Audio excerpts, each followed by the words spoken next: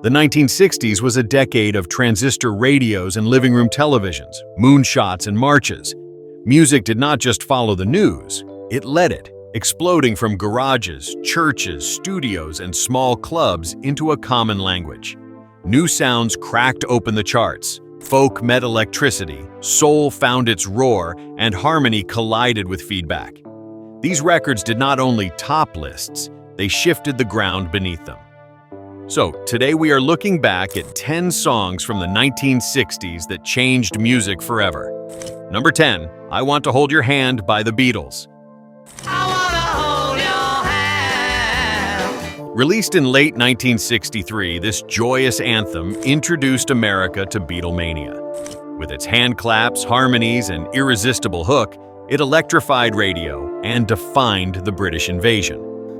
When the Beatles performed it on The Ed Sullivan Show, teenage screams echoed worldwide.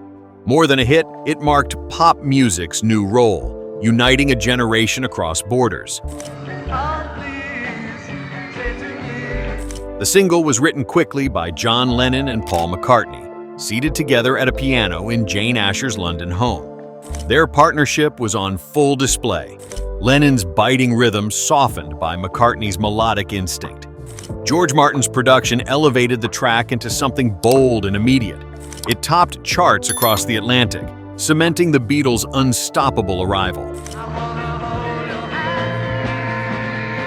The cultural backdrop gave the song even more power. America was still in mourning after the assassination of President Kennedy, and this burst of energy brought a rare joy. The Beatles' television appearance offered more than music. It offered healing. For millions, the band embodied renewal and a youthful spirit of possibility that felt contagious and unstoppable. I Want to Hold Your Hand did more than ignite teenage hysteria. It opened the floodgates for the British invasion, paving the way for bands like the Rolling Stones and the Kinks. In 3 minutes of harmony and hand claps, the Beatles rewrote the rules of pop. From that point forward, music was no longer regional. It was global. Number 9, Mr. Tambourine Man by the Byrds. In 1965, the Byrds transformed Bob Dylan's folk poetry into a chiming electric masterpiece. Powered by Roger McGuinn's 12-string Rickenbacker, the song birthed folk rock, blending lyrical depth with radio-ready brightness. It proved introspection could soar on the airwaves and open the doors for singer-songwriters and harmony-driven rock to thrive far beyond smoky coffee houses. At the time, Dylan's original acoustic version was a sprawling, freeform ballad. The Byrds condensed it into a sleek, radio-friendly arrangement, clocking in at just under 3 minutes. Columbia Records executives initially hesitated, but the gamble paid off. The single shot to number 1 on the Billboard Hot 100, turning folk lyrics into mainstream chart power. The backdrop of 1965 was crucial. America was shifting from the hopeful optimism of early folk to the sharper edge of rock.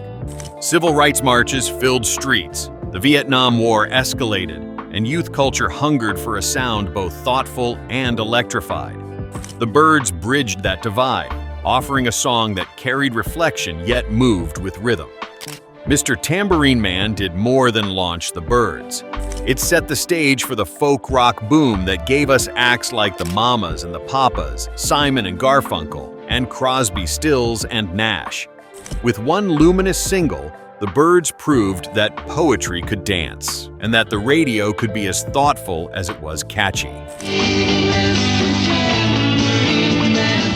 Number 8, My Generation by The Who. The Who's 1965 anthem captured youthful defiance in raw form. Roger Daltrey's stuttered vocals mirrored nervous energy, while John Entwistle's bass and Keith Moon's chaotic drumming tore through conventions. It was rebellion pressed onto vinyl, declaring frustration without apology.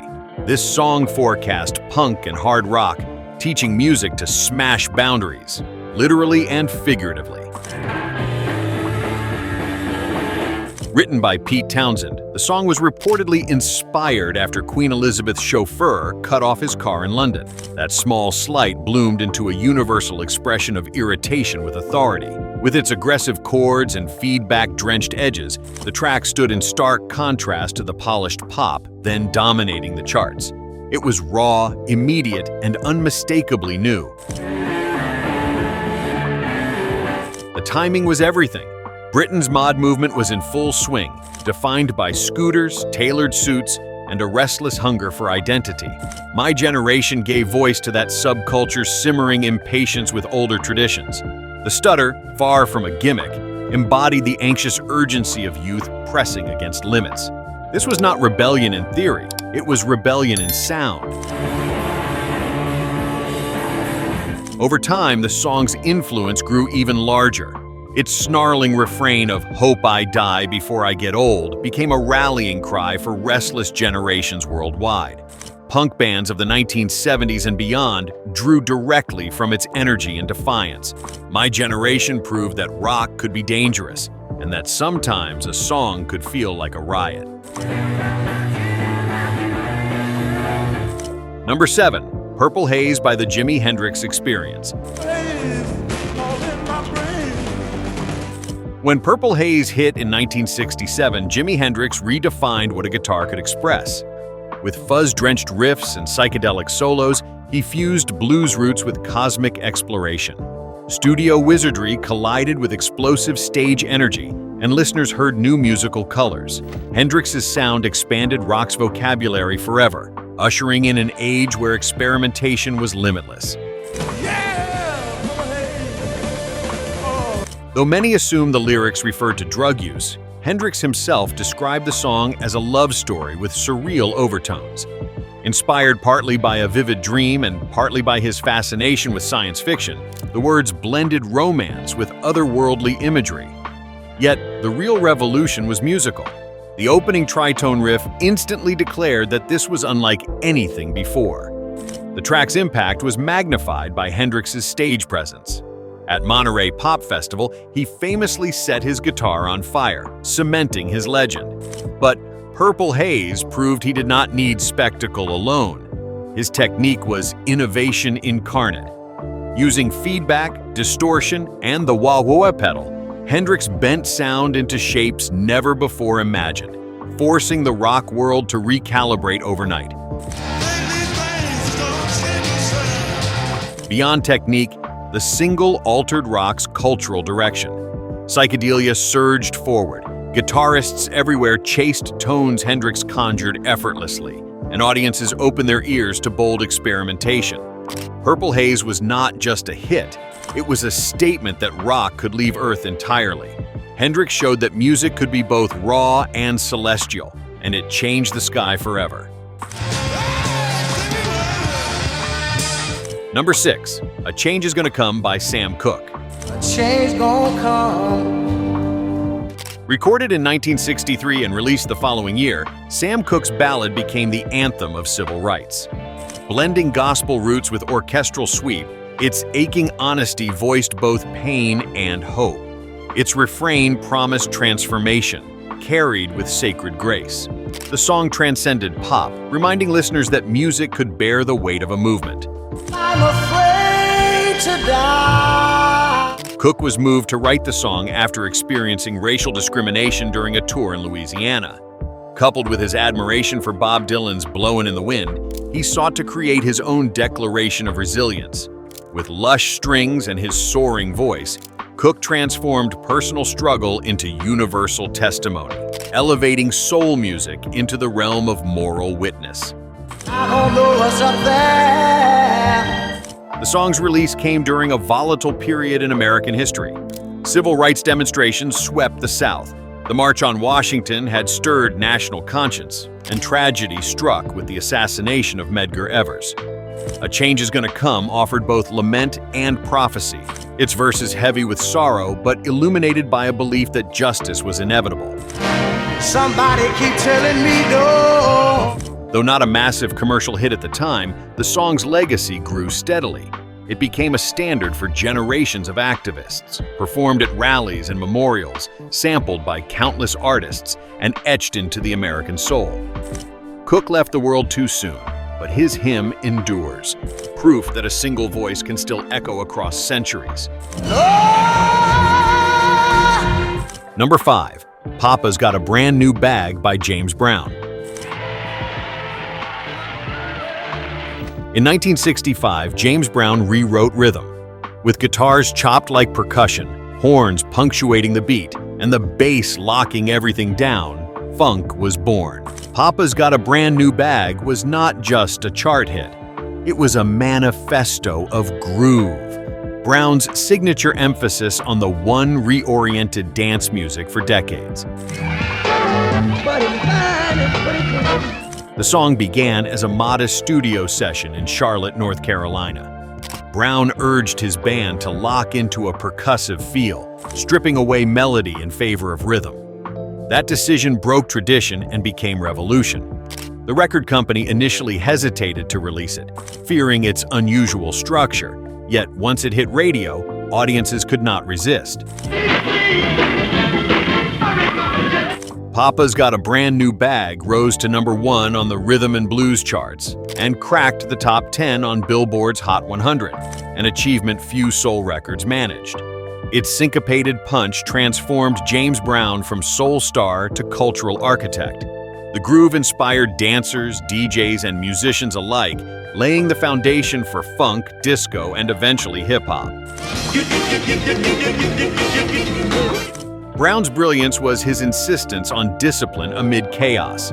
Every horn stab, drum kick, and guitar chop served rhythm. His innovations reshaped popular music, proving that the beat itself could be the main attraction. Papa's Got a Brand New Bag was more than a single. It was a seismic shift, a call to move differently, and history's downbeat on the one. Number 4. Good Vibrations by the Beach Boys. Released in 1966, Good Vibrations was a sonic experiment that became a pop marvel. Brian Wilson stitched together modular recordings into a seamless mini-symphony. With cellos, harpsichord, and a theremin weaving in, it sounded futuristic yet warm. The song showed that a single could be as ambitious and layered as an album's centerpiece. Wilson's vision was painstaking. He recorded segments in different studios, often recutting the same passage dozens of times, then spliced them into a final master. This modular approach was revolutionary, treating the studio as an instrument itself. The cost was enormous for its day, yet the result was a dazzling soundscape that elevated pop music into high art. The cultural context was equally striking. America was in the midst of the psychedelic era, and the Beach Boys, known for surf tunes, surprised listeners with sophistication.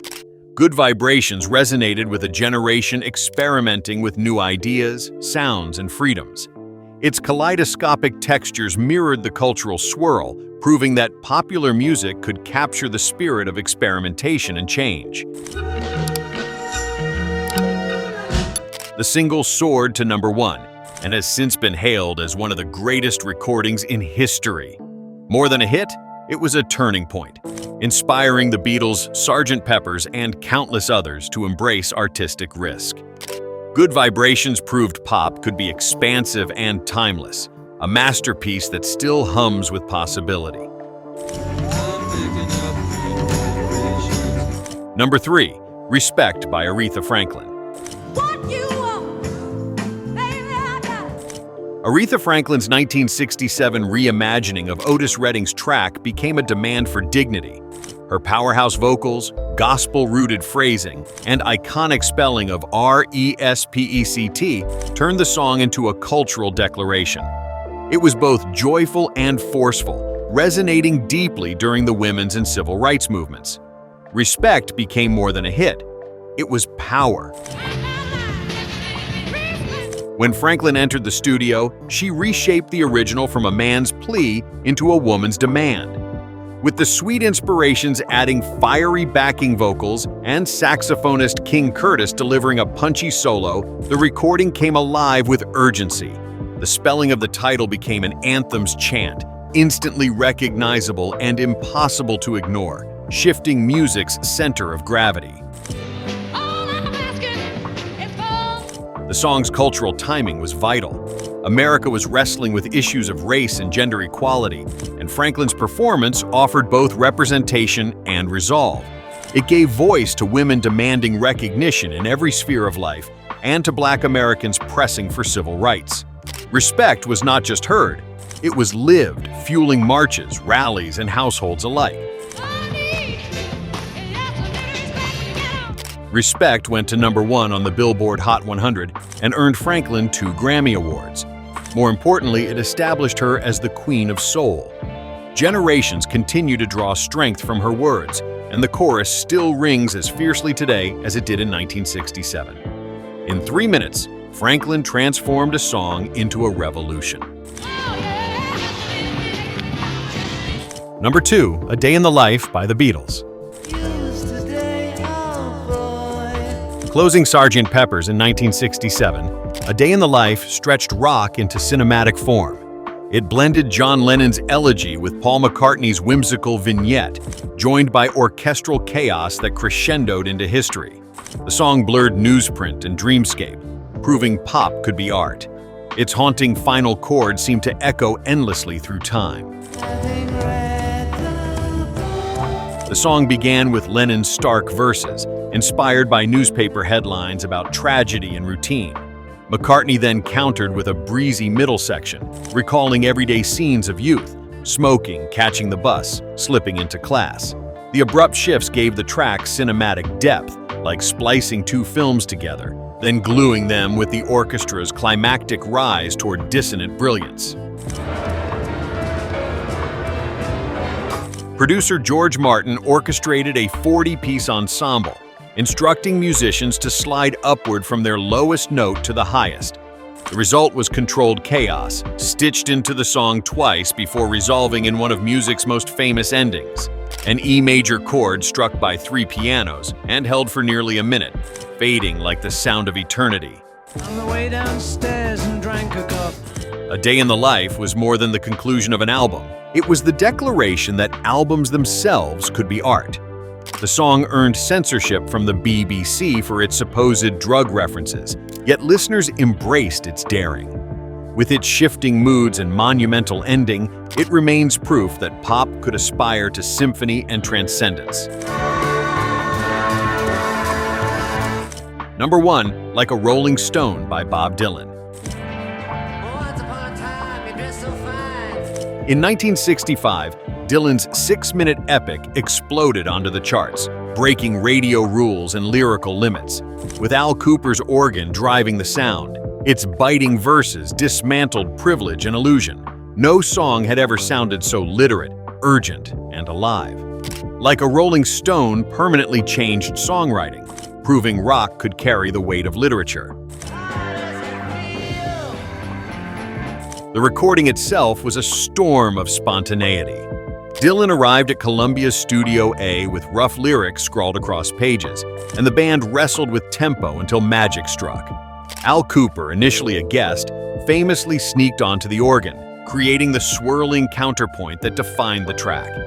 That unplanned brilliance became essential, underscoring the song's spirit of chaotic revelation. At a time when radio demanded tidy 3-minute singles, Dylan's anthem stretched past 6. Columbia hesitated, fearing it unplayable, but DJs quickly realized listeners were transfixed. It peaked at number 2 on the Billboard Hot 100, redefining what a hit could be. Suddenly, music was not just about hooks. It could tell sprawling stories and challenge cultural expectations. Like a Rolling Stone shattered boundaries for every songwriter who followed. It proved that lyrics could be confrontational poetry, that rock could be fierce commentary, and that an artist could risk everything for honesty. The song's final sneer still hangs in the air, reminding us that music can hold up a mirror, and dare us to face ourselves. The 1960s gave us more than music. It gave us memory, movement, and meaning. Each of these songs did more than climb the charts. They shifted the culture, turning airwaves into arenas for change. From Dylan's lyrical fire to Franklin's demand for respect, from Cook's prayer to Hendrix's blaze, these records proved that sound could become history. And though the world has moved on, the echoes remain, reminding us of a time when music was revolution and hope in equal measure.